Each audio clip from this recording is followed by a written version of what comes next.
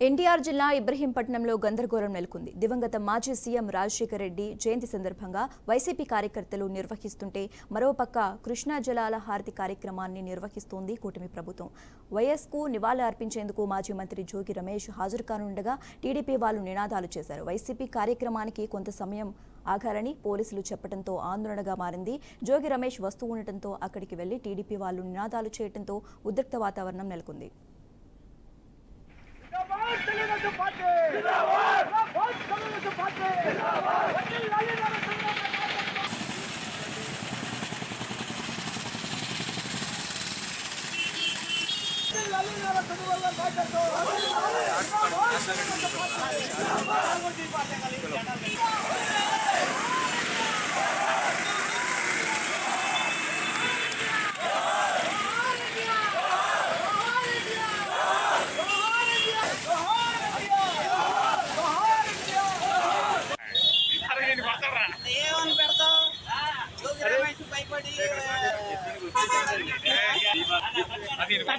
అదే సాయంత్రం కొడతాను.